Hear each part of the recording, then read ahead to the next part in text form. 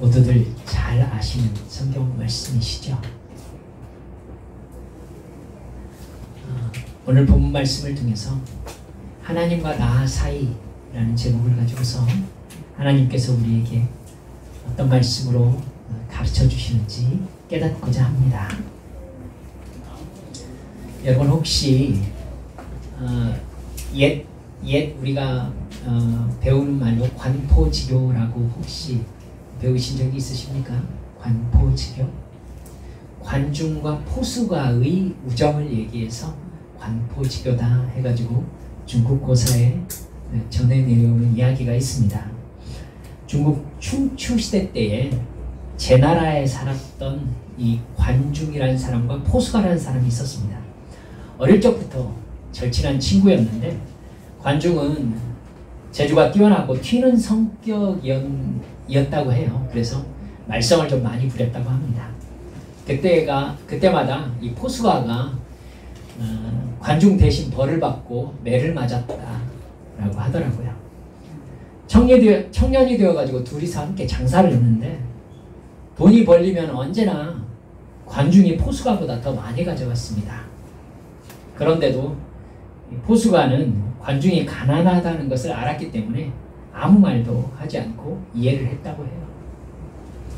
나중에 관중이 관리가 되어서 많은 실수를 하게 된다고 합니다. 그저 사람들이 무능하다고 비웃었거든요. 포수가는 무능한 게 아니라 때를 잘못 만난 것이다. 아직 때가 이르지 않았다. 이렇게 하면서 관중을 옹호했다고 합니다. 둘이 전쟁에 나갔을 때에도 관중이 3번이나 도망을 치거든요. 그러니까 사람들이 비겁하다고 욕을 하니까 집에 연로한 어머님이 계시기 때문이다 이러면서 포수가가 관중 편을 이렇게 듭니다. 두 사람이요 나중에 제나라의 왕이었던 양공의 두 동생 규공자와 소백공자의 각각의 스승이 됩니다. 관중은 규의 스승이 되고요. 포수가가 소백의 스승이 됩니다. 양공의 그러니까 왕의 사촌형이었던 공손무지라는 사람이 있었는데 이 사람이 어느 날 반역을 일으켜요. 그래가지고 양공을 살해합니다. 그리고 왕위에 올라서 폭정을 펼치게 되죠. 그러자 이 관중이 규와 함께 노나라로 피신을 하고요. 포수가가 소백과 함께 거나라로 도망을 가게 됩니다. 근데 그렇게 공손무지가 폭정을 펼치다가 결국 살해당해요. 그리고 왕자리가 공석이 됩니다. 그래가지고 규와 소백 공자 중에 둘 중에 한 사람이 이제 제나라로 복귀해가지고 왕위에 올라야 되는 상황인 거예요. 그런데 이 묘하게도 각각 다른 나라로 피신해 있었기 때문에 먼저 도착하는 쪽이 왕위에 이제 오르게 돼 있었던 겁니다. 그러니까 동생 소백이 앞서가지고 제나라로 돌아오게 됩니다. 귀국길에 오르니까 그 소식을 들었던 규가 자기 스승 관중에게 소백을 죽이라고 얘기를 합니다. 동생을 죽여라. 자기가 왕위에 올라야 되겠다. 그래서 관중이 소백에게 독을 바른 화살을 날립니다. 그 화살이 사실은 소백의 허리띠 쇠장식에 맞아요. 근데 소백은 짐짓 맞은 것처럼 혀를 깨물어 가지고는 피를 내면서 쓰러집니다. 그러니까 소백을 데려가던 사람들이 큰일 났다고 하고 속력을 빠르게 해가지고 귀국길을 서두르는 바람에 오히려 소백이 더 빨리 제나라에 도착합니다. 그래서 소백이 왕위에 올라요. 이 사람이 제환공입니다. 나중에 패왕이라고 일컬어지는 상당히 강력한 세력을 이루게 되거든요. 소백이 도착해가지고 왕이 되니까 규가 이제 모든 상황을 알잖아요. 그래서 규가 자살해요. 규가 자살하고 관중이 사로잡히잖아요. 이제 스승이니까. 그리고 화살을 쏜 사람이 관중이니까. 그래서 처형을 앞둔 상황이 이제 된단 말입니다. 그때 포수아가 환공 스승이었잖아요. 그러니까 관중이 그냥 죽이기에는 아까운 인물입니다. 그러니까 이 관중을 받아들여서 제상으로 삼으시면 제 나라에 큰 이익을 갖다 줄 것입니다. 이렇게 포수가가 황공을 설득해요. 그래가지고는 이 포수가 스승이 얘기하는 거니까 이 관중을 제상으로 정말 등용을 합니다. 그런데요, 관중이 정말 제상 자리에서 상당히 큰 능력을 발휘해요. 그래서 제 나라가 중국 그때의 춘추시대 때에 상당히 강력한 세력으로 자라나게 할 때 도움을 주게 됩니다. 이런 포수가에 대해서 여러분 잘 알려진 이야기 있지 않습니까? 들어보셨을 겁니다. 관중이 이렇게 얘기했죠. 나를 낳은 것은 부모지만 나를 아는 것은 오직 포수가 뿐이다. 이렇게 감사했다고 하죠. 이렇게 여기까지가 이렇게 관중과 포수가에 대해서 잘 알려진 얘기인데 그 뒷이야기가 또 있습니다. 나중에 관중이 병에 걸립니다. 그래서 자리에 누워요. 그래서 살아나지 못할 것이다 라는 이제 소식이 들리니까 환공이 왕이 관중에게 이제 찾아옵니다. 그래서 황공이 자네의 뒤를 이어서 포수가에게 재상을 맡기는 게 어떤가 라고 물어요. 그러자 관중이 뭐라고 하냐면은 안 됩니다. 포수가의 사람됨이 강직하고 괴팍하고 사납습니다. 그의 마음이 삼갈 줄을 모르니까 왕을 돕는 사람으로는 마땅하지 않습니다. 이렇게 얘기를 합니다. 그 말을 들은 황공이 포수가를 등용을 하지 않아요. 그래서 포수가가 제상에 오르지는 못합니다. 이 관중이 죽은 다음에 황공이요, 관중이 등용하지 말라고 했었던 3명의 간신배를 중용을 하게 됩니다. 그래서 그 간신배들의 그 횡포 때문에 나중에 제왕공이 비참한 말로를 보내고 국력도 급격하게 이렇게 쇠하게 되거든요. 근데 정치에서 한 발 비껴난 포수가의 가문이요, 제 나라의 명문 대가로 10대까지 후한 대접을 받는 가문이 됩니다. 이걸 두고 역사를 생각하는 사람들이 그렇게 얘기하죠. 관중이 과연 황공에게 포수가를 등용하면 안 됩니다 라고 했던 것이 포수가를 배신한 것이겠는가? 아니라고 보는 거죠. 관중은 포수가의 성격이 직선적이고 옳고 그름에 대해서 너무나 명백하게 선을 긋는 사람이기 때문에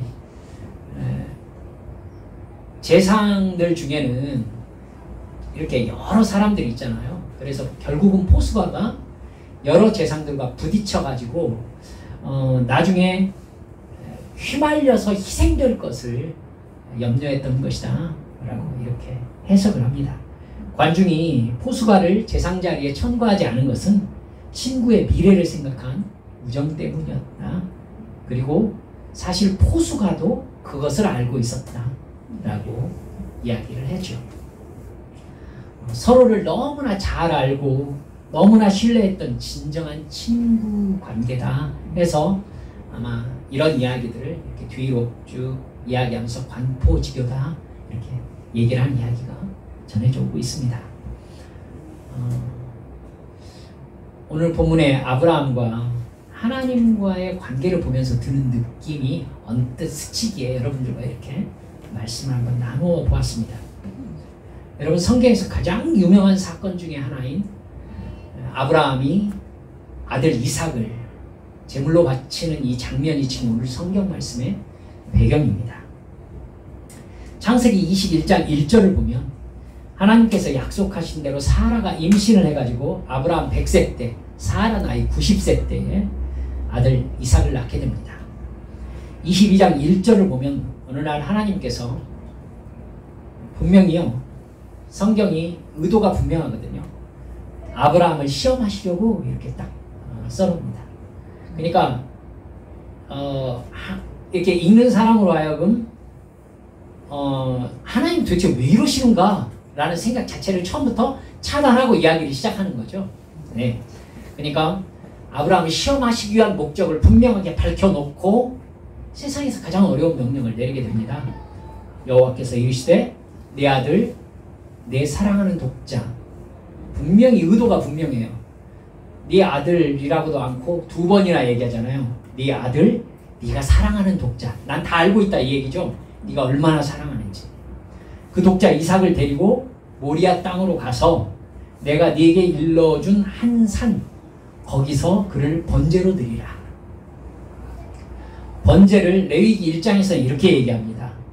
흠없는 수송아지나 순양, 순염소를 잡아서 피를 제단 사방에 뿌립니다. 그리고 몸에 각을 뜹니다.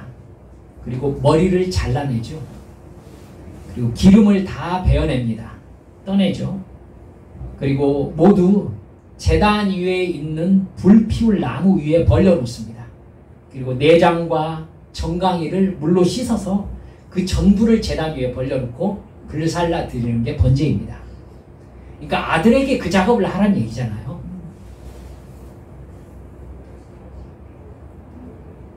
여러분, 여기서부터 조금 우리가 집중을 해야 될 필요가 있다 싶습니다.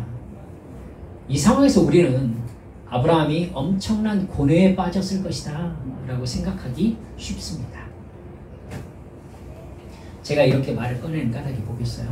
그렇지 않다라고 여러분께 말씀드리고 싶어서입니다. 아브라함이 엄청난 고뇌에 빠졌다라고 생각하기 때문에 이 부분에 대해서 설교를 하시는 분들이나 저도 몇 번 그랬습니다만은 아브라함의 고통을 강조하는 말씀 증거를 하게 됩니다. 여러분, 근데 성경을 자세하게 한번 읽어보세요.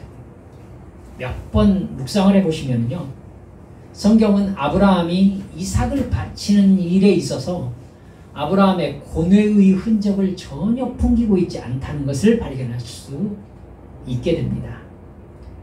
여러분, 그 말씀을 들은 날 아브라함 3절 보니까 아브라함이 그 다음날 일찍 일어납니다. 새벽같이 일어났다는 얘기죠. 나귀의 안장을 지우고 두 종과 그의 아들 이삭을 데리고 번제에 쓸 나무를 쪼개가지고 하나님이 일러주신 곳을 향해서 걸어가기 시작했습니다. 사흘 동안을 걸어야 했습니다. 사흘 동안. 여러분, 이 정도면 하나님이 아브라함의 마음을 표시할 수 있는 여러 장치를 마련해 놓고 계심을 볼 수 있습니다.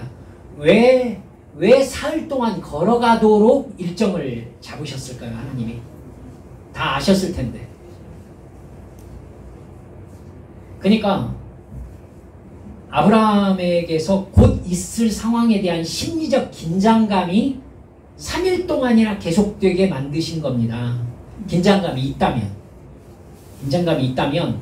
지금 내가 무슨 짓을 하려고 하는가에 대해서 깊이 생각하게 하는 거예요. 그냥 바로 어떤 행동을 하게 만들었으면 어쩔 줄 모르는데 3일 동안이나 걸어가서 제사를 드려야 되는 거죠. 근데 정황을 보면요, 아브라함에게서 그 긴장감이 별로 느껴지지 않습니다. 5절 보면 그 모리아 산에 도착을 하거든요. 아브라함은 함께 갔던 종들에게 나귀와 함께 산 아래에서 기다려라 라고 얘기를 합니다. 그리고 이렇게 얘기해요. 들어보세요. 너희는 나귀와 함께 여기서 기다리라. 내가 아이와 함께 저기 가서 예배하고 우리가 너희에게로 돌아오리라.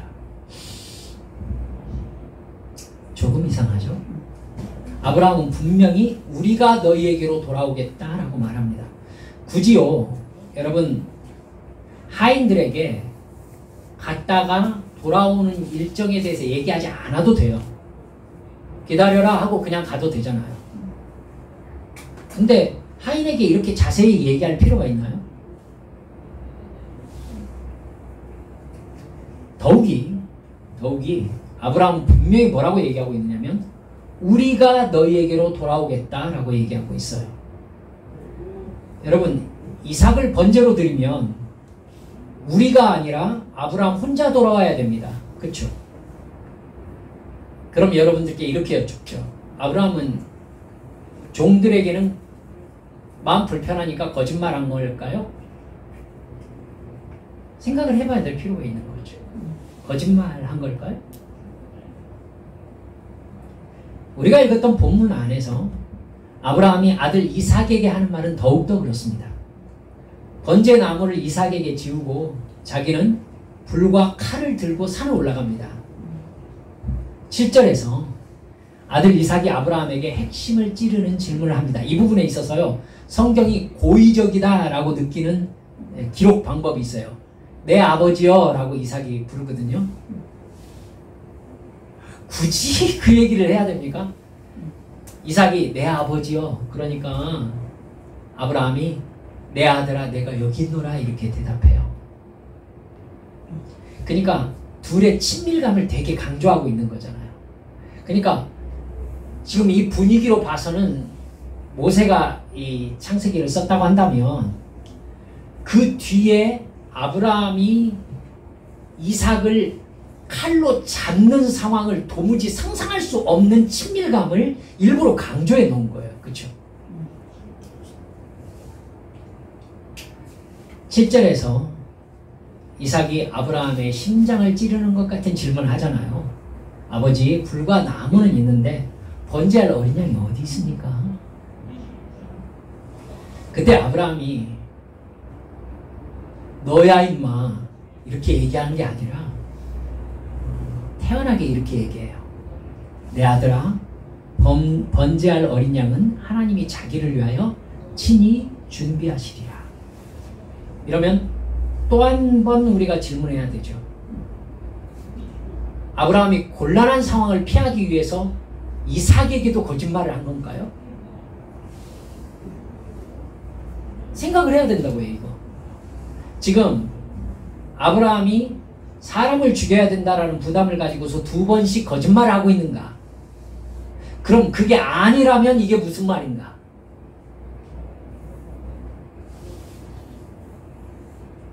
아마도 이때 이삭의 나이가 청소년쯤 되지 않았을까 싶습니다. 그러니까 재물을 태울 나무의 양이 제법 되거든요. 그러니까 사실 애가 어린 애면은 이렇게 아브라함이 졌겠죠. 근데 아브라함의 힘을 지금 아들 이삭이 능가하니까 번제 나무를 아들이 지고 올라가는 겁니다. 그러니까 지금 이 상황이면은 번제로 드려지기를 이삭이 거부한다면 얼마든지 번제로 드려지지 않을 수 있다라는 걸 보여주고 있잖아요. 그렇죠? 아버지, 난 여기서 죽지 않겠습니다 라고 하고 그 자리에서 일어나서 내려가면 아브라함이 이삭을 잡을 수 없다는 얘기죠. 없다는 얘기. 여러분, 만약 이삭이 아버지 아브라함에게서 비통한 마음으로 잠을 못 이루면서 3일 동안 고민하는 모습을 보았다면 어떨까요? 이삭이 지금 무슨 일이 있지? 이 생각을 했었을 건데요. 그렇죠? 무슨 일이 있지? 뭔가 불길한 일이 기다리고 있으니까 나한테 말씀하지 않으시고 저렇게 3일 동안 혼자 고민하시는 거지. 이 생각. 그러니까 아브라함이 번제로 드리는데 고민하면서 3일 동안 잠을 이루지 못한다 하면은 아무리 눈치가 없는 애라도 나한테 지금 문제가 있다라는 거 생각 못할까요? 저는 할 것 같은데요. 그렇죠? 이건 분명히 대상이 나다. 그러니까 아버지가 잠을 못 이루지. 근데 이삭은요, 끝 순간까지 자기가 재물이라는 생각 자체를 못하고 있어요, 지금. 그러면 아브라함에게서는 지금 이삭을 제물로 바쳐야 된다라는 어떤 의도도 이삭에게 풍기지 않았다는 뜻이 됩니다, 여러분. 그렇죠?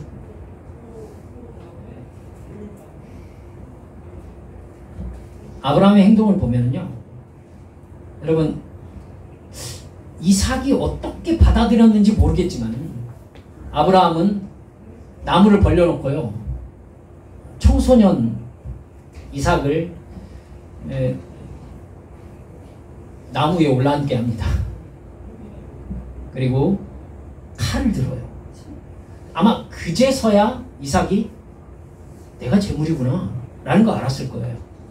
내가 재물이구나. 근데 이삭이요, 아무런 저항의 흔적이 없어요. 아브라함의 행동을 보면 이 일에 나름대로 고민하거나 주저하거나 아버지로서 아들을 향한 최소한의 연민의 흔적 같은 것이 없어요. 적어도 아들을 죽여야 된다면 죽여야 된다는 사람으로서의 연민은 있는 거잖아요. 그 흔적도 없는 거예요. 아브라함이 지독한 사람이어서? 이 사건에 대해서요, 믿음장이라고 하는 히브리서 11장 17절에서 19절까지를 보면 해석을 하고 있어요. 이 상황을 뭐라고 하느냐면, 아브라함은 시험을 받을 때 믿음으로 이삭을 드렸으니, 여러분 솔직히 얘기해 봅시다. 이삭을 드렸습니까? 이삭 안 죽었잖아요. 근데 히브리서 기자는 이삭을 드렸다라고 얘기하고 있어요. 이삭을 드렸으니 그는 약속들을 받은 자로 돼 그 외아들을 드렸느니라. 그에게 이미 말씀하시기를 네 자손이라 칭할 자는 이삭으로 말미암으리라 하셨으니, 그가 하나님이 능히 이삭을 죽은 자 가운데서 다시 살리실 줄로 생각한지라 비유컨대 그를 죽은 자 가운데서 도로 받은 것이니라. 아브라함의 믿음은 독자 이삭을 제물로 바친 믿음이다 라고 얘기하기보다 약속을 어기실 수 없는 하나님을 믿는 믿음이었다 라고 말하는 게 더 정확하지 않을까라고 생각합니다. 아브라함은 하나님께서 네 자손은 네 아들 이삭에게서 이어질 것이다 이미 약속했던 말씀을 아브라함 알고 있어요. 그 말을 들었어요. 그 하나님의 말씀이 어떤 상황에서도 변함없을 것임을 믿은 거예요. 그럼 아들 이삭을 제물로 바치라는 말씀은 어떻게 된 거예요? 이것이 두 말씀이 부딪히는 거잖아요. 지금 이삭이 죽으면 틀림없이 이삭을 통해서 아브라함의 후손이 이어질 것이라 하나님의 말씀은 깨지는 겁니다. 그리고 이삭을 통해서 너의 후손이 이어질 것이라는 말씀이 실행되려면 이삭은 죽어서는 안 되는 거고요. 그러니까 이 두 말씀이 지금 얽혀있는 상황인 거예요. 그럼 아브라함은 여기서 어떻게 결정했다는 뜻이죠? 따라서 합시다. 모른다. 여러분, 아브라함이 어떻게 결정한 거냐면요, 그건 내가 고민할 게 아니다 라고 결정한 거예요. 저는 이게 놀랍습니다. 아브라함이 고민할 게 아니다 라고 생각한 거예요. 지금 왜냐하면 이삭은 정상적으로 하나님께서 주신 아들이 아니에요. 하나님의 아들인 겁니다. 얘는 하나님의 아들이에요. 하나님의 아들이니까 하나님께서 바치라고 하면 자기는 바치러 떠날 뿐입니다. 그런데 아브라함이 동시에 믿고 있는 건 분명히 이 아들을 통해서 후손이 이어질 것이다 라고 약속하신 하나님의 말씀은 이루어질 것이다. 왜? 약속한 하나님은 그 약속을 어기실 수 없는 분이시니까. 두 가지 함께 믿고 있는 거예요. 그러니까 아브라함이 생각할 때 상황이 어떻게 되든 확실한 것 하나는 있습니다. 하나님이 미리 말씀하신 언약이 있는 이상 아들 이삭은 이번 일로 죽지 않는다. 이게 아브라함의 결론인 거예요. 이삭은 안 죽는다. 하나님이 미리 말씀하셨다. 번제로 드리라고 했든 뭐라고 했든 어쨌든 이삭은 안 죽는다. 이게 아브라함의 결론입니다. 그러니까 이렇게 결정을 해놓고 나니까 아브라함은 고민을 안 하는 거예요. 아예 고민 자체가 없어요. 이삭이 아무것도 모르고 있어요. 여러분, 그렇다면은 아브라함이 하인과 아들 이삭에게 거짓말하지 않았다는 걸 여러분 아실 수 있는 거죠. 그렇죠? 우리 둘이 돌아올 것이다. 그리고 아들아, 번제할 어린 양은 하나님이 친히 준비하실 것이다. 왜냐하면 아브라함은 애초부터 아들 네가 번제로 죽어서 여기에서 나 혼자 내려오는 상황은 제로다라고 보고 있는 거예요, 지금. 이삭이 자기 아들이기만 합니까? 사라의 아들이기도 하잖아요. 그렇죠? 여러분, 하나님께서 이삭에게 말씀하신 다음에 아브라함이 진짜로 이삭을 번제로 드려야 되는 상황이고 자기가 혼자 돌아와야 될 상황을 상상했다면 아마 사라와 헤어질 시간을 며칠 주었을 거예요. 아닐까요, 여러분? 전 틀림없이 아브라함도 아브라함이지만 사라가 느끼는 아들을 향한 마음은 보통이 아닐 거라고 생각합니다. 여러분, 아브라함은 애비지만 사라는 엄마잖아요.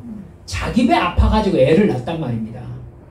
그러니까 사실 저희 자녀를 대할 때도 여러분, 낳고 키운 엄마가 더 마음이 더 진하구나라는 걸 느낄 때가 있어요. 있다니까요.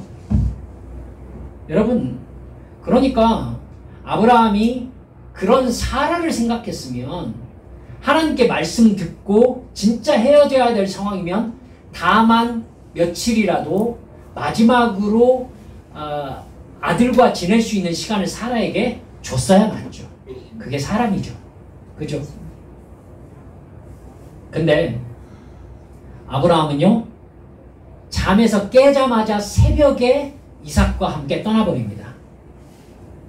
미련을 갖지 못하게 하려고 그랬을까요? 아니에요.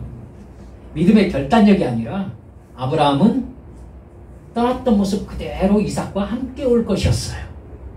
자기가 생각하기엔 분명히 종들에게도 우리 둘이 하나님께 예배드리고 올 거다.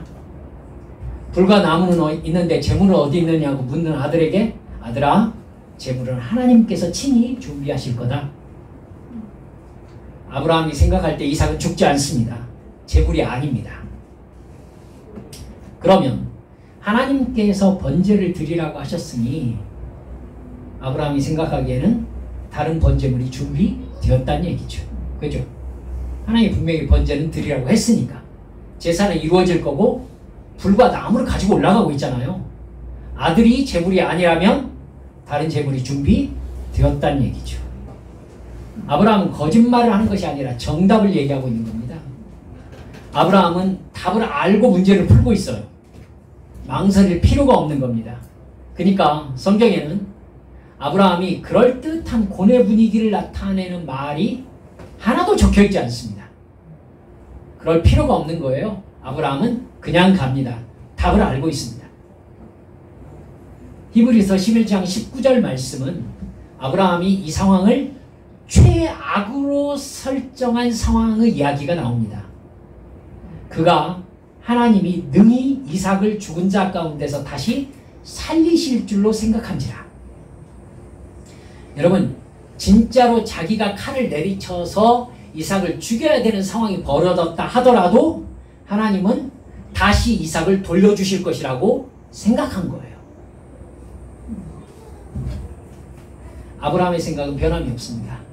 어찌됐든 얘가 죽지 않고 돌아가든 이삭과 돌아가는 거고 죽였는데 다시 살아나든 어찌됐든 이삭하고 같이 이 산을 내려갈 거였어요. 자기가 자기 손으로 이삭을 죽였다 하더라도 분명히 하나님이 이삭을 다시 살려내실 것으로 생각했다는 겁니다. 그러니까 자기는 하나님께서 시키시는 일만 할 거라고 생각한 거예요. 저는 이 믿음을 생각하니까 무섭다는 생각이 들더라고요. 무서운 믿음입니다. 이래서 이 사람이 믿음의 조상이구나 싶고요. 아들을 바치는 대단한 일을 해서가 아니라요. 어떤 상황에서 하나님은 반드시 약속을 지키실 수밖에 없다는 것이 아들을 죽여야 되는 상황이 앞에 있는데도 불구하고 흔들리질 않는 거예요. 그러니까 생각의 전제가 하나님의 말씀에 있는 거예요. 상황에 있는 게 아니라. 하나님은 미리 말씀하셨어요. 이 말씀을 하나님은 지키실 수밖에 없어요. 왜? 하나님이시니까. 아브라함이 꼭대기 올라가서 이삭을 향해서 칼을 듭니다. 그러자 하늘에서 소리가 들립니다. 아브라함아, 아브라함아, 네가 네 독자 이삭을 아끼지 않았으니 이제야 네가 하나님을 경외하는 줄 알았다. 하나님의 시험에 합격했다는 뜻이죠. 그러자 여러분 성경 몇 군데에서 나오는 얘기가 나옵니다. 아브라함이 눈을 들어 살펴보니, 여러분 그냥 아브라함이 쳐다보니 이렇게 얘기해도 돼요. 근데 눈을 들어 살폈다고 나오죠. 이건 강조하는 용법인 거 아시죠? 산상설교에서도 예수님께서 나아가시니까 제자들이 나왔다. 입을 열어 가르쳐 가라사대 이렇게 나오잖아요. 아니 가르치려면 입을 안 열고 가르칠 수는 없잖아요. 그러니까 굳이 입을 열었다, 가르쳤다, 가라사대 이렇게 말을 한 걸 세 개로 나누어서 얘기할 필요가 없잖아요. 이건 마치 슬로우 비디오를 보는 것 같은 느낌을 우리에게 주기 위해서거든요. 강조하기 위해서. 그가 드디어 말씀을 시작하신다. 심령이 가라는 자를 복이 있나니. 지금 그 얘기를 하고 싶으시거든요. 똑같아요. 아브라함이 눈을 들어서 살펴보니, 슬로우 비디오를 가르치는 거거든요. 이게 아브라함은요 너무나 자연스럽게 행동하고 있어요. 눈을 들어서 마치 알고 있었다는 듯이 살펴보고 있어요. 아브라함의 마음 아시겠죠? 아브라함이 생각하기에 그렇다면 재물이 있다 하고 살핀 겁니다. 그렇다면 재물이 있다. 그랬더니 아니나 다를까 순 양의 뿔이 수풀에 걸려 있습니다. 진짜 얄궂어요. 성경학자들이 그 지역을 잘 아는 성경학자들의 계산대로라면요, 브엘세바에서 모리아 산까지가요 가는 여정에 이렇다 할 목초지가 없어요. 유대 광야입니다. 그래서 이 광야길이라고 얘기를 해요. 그래서 아브라함이 하나님의 말씀을 듣고 모리아 산을 향해서 출발했을 때예요. 그 근방의 양떼 중에서 순양 한 마리가 느닷없이 목자의 눈을 절묘하게 피해서 아무도 모르게 모리아 산을 향해서 함께 출발했다는 얘기가 되는 겁니다. 이 녀석은 이유도 모르고 모리아 산에 도착해서 아브라함이 오르는 길과 다른 길로 모리아 산을 오르기 시작한 거예요. 지금 이 순양은.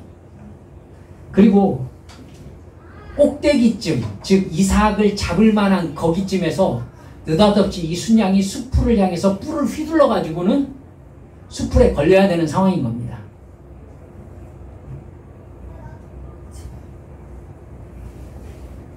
여러분 그러면요 이걸 생각하셔야 돼요. 하나님은 순양을 아브라함과 함께 출발시키셨다는 얘기죠. 그럼 아브라함이 답을 알고 있다는 것을 하나님이 알고 계신 거죠. 이 시험 합격할 것을 하나님이 처음부터 아시고 말씀을 하신 겁니다. 그렇죠? 하나님 다 알고 계셨어요. 그래서 아브라함 출발한 거 바로 보자마자 양한테 너도 출발해. 딴 길로 출발시키신 겁니다. 그리고 모리아산 쪽에 왔을 때 너도 올라가. 그래가지고 다른 길로 모리아산 꼭대기로 순양이 올라간 거. 그리고 숲을 거기서 타. 거기서 뿔을 한번 휘둘러봐. 해가지고 걸린 거.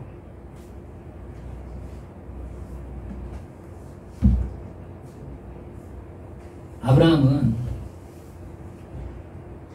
이 눈을 들어 살펴보는 동작이 의미하듯이 이 상황에서 하나님이 어떻게 하실지를 머릿속에 이미 그리고 있어요. 하나님 역시 아브라함이라면 이 상황에서 어떻게 할지를 이미 알고 계신 겁니다. 미리 준비하고 계신 거죠. 그래서 그곳을 아브라함은 여호와 이레라고 이름을 짓습니다. 여호와께서 준비하셨다. 하나님이 준비하신다. 여러분, 아들을 제물로 드린 것이 중요했다면 이삭 제물산이라고 해야죠. 왜 여호와 이레라고 합니까?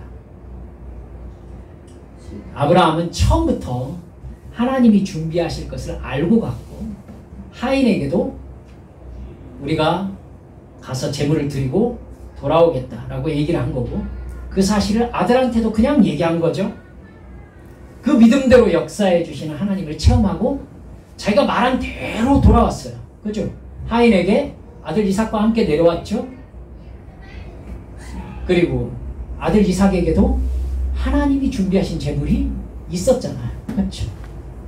아브라함은 단 한 번도 거짓말을 한 적이 없었어요. 우리 함께 따라서 해볼까요? 부럽다. 전 참 부러웠습니다. 하나님이 아브라함을 아시는 게 너무나 부럽고요. 아브라함이 하나님을 알고 있는 게 너무나 부러운 거예요. 이게 부럽더라고요. 관중과 포수가 정도가 아니죠.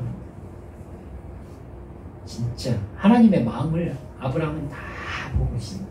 그리고 사실 그렇기 때문에 아브라함이 어떤 행동을 할 줄을 하나님도 다 알고 양을 준비하시고 아브라함은 아무 부담도 없이 자식 죽이러 가는 사람이 어떤 고뇌도 없이 잠 깊이 잘 자고 새벽에 일찍까지 야야 이삭아 야 짐 좀 져라 3일길을 자식 죽이러 떠 안 죽어요. 안 죽어. 안 죽게 되어 있어요. 여러분 역대하 3장 1절 말씀을 보면 이삭이 제물로 드려졌던 그곳 모리아 산에 솔로몬 성전이 세워졌다 이렇게 기록하고 있습니다. 여러분 하지만 우리가 기억해야 될 것은 하나님께서 아브라함이 이삭을 향해서 칼을 치켜들기까지 아무 말씀이 없으셨다는 겁니다. 놔뒀으면 아브라함은 틀림없이 이삭에게 칼을 내리쳤을 것입니다. 죽은 자를 살리실 줄로 믿었으니까요. 그 끝의 순간에 이르기까지 아브라함의 눈에는 벌써 와있던 순양이 보이지 않았습니다. 순양은 거기에 진즉부터 뿔을 수풀에 감고 거기에 있었어요. 근데 아브라함은 그것을 발견하지 못했고요. 아들 이삭을 향해서 칼을 쳐들기까지 순양은 이놈이 거기서 숨도 안 쉬고 있었나? 보이질 않았어요. 여호와 이레의 손길은 하나님의 약속을 진정으로 믿는 것이 확신되는 순간, 그 순간까지 모습을 드러내지 않습니다. 하나님은 하나님의 약속을 끝까지 믿고 자신을 던지는 믿음을 확인하신 후에야 하나님의 손길을 작동시키시는 것입니다. 모양만 내면 안 되죠. 제가 아이가 셋이나 됩니다. 우리 아이들 셋이 애였을 때, 요만했을 때 제가 셋 다에게 했었던 만행이 있습니다. 제 이만큼 되는 그 옷장 위에다가 이렇게 애 올려놓고 이렇게 하는 걸 제가 다 했습니다. 셋 다 거기에 올라가서 1초도 망설이지 않고 저한테 몸을 던졌습니다. 그리고 저는 이 셋을 확실히 받아냈고요. 제 아이 셋 중에 어느 누구도 제가 자기를 받지 못할 거라고 의심한 아이는 한 아이도 없었습니다. 제가 반드시 받아낼 것을 다 알고 있었습니다. 그리고 심지어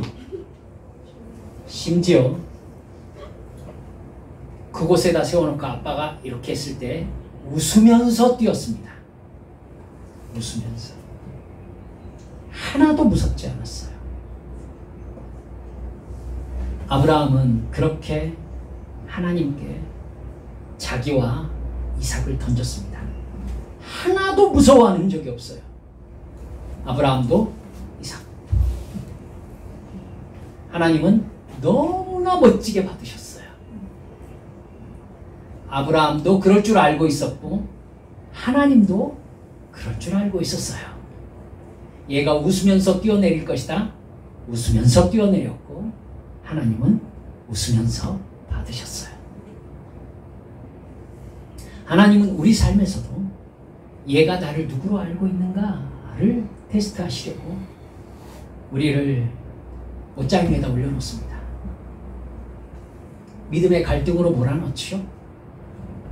그때 아니 여기에서 나보고 어떻게 하라고, 혹은 처음에 하신 약속은 뭐 어떻게 된 거야? 나를 사랑하신다면 이럴 수가 있는가? 진도가 이쪽으로 나가면서 다 필요 없어. 역시 세상에 믿을 게 없다니까.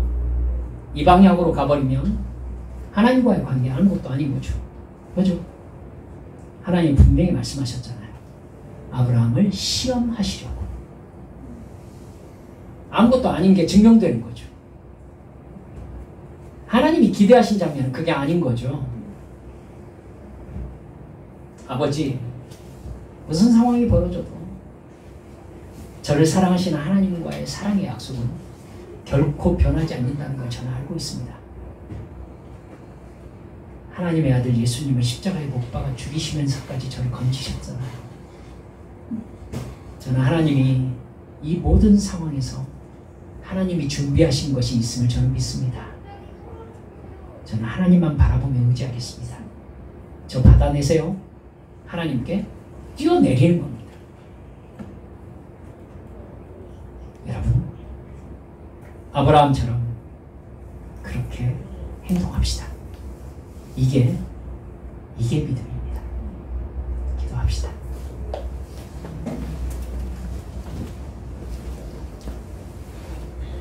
여러분, 하나님을 우리는 얼마나 알고 있나요?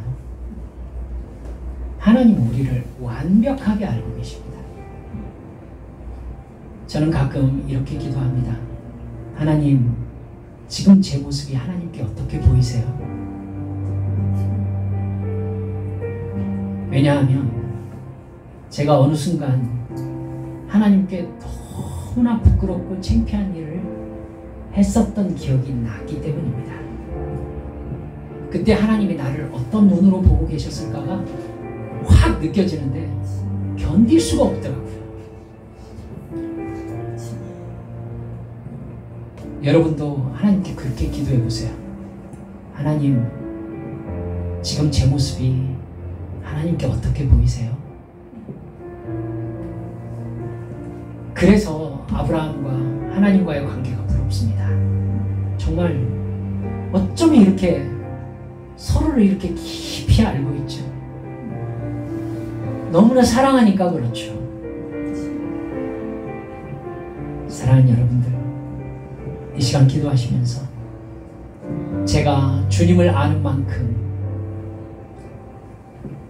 우리 하나님께서 저를 아시고 우리 주님 제가 얼마나 믿는 믿음으로 이렇게 행동하고 생각하는지 제가 똑바로 알아서 어떤 상황에서든지 주님 앞에서의 나를 생각하며 나의 말과 행동을 결정하는 깨어있는 주의 종이 되게 해주시라고. 그래서 하나님과 나와의 관계도 아브라함과 하나님과의 관계처럼 멋지고 부러운 관계로 성숙하게 해달라고 주님 앞에 함께 기도합시다. 기도합니다.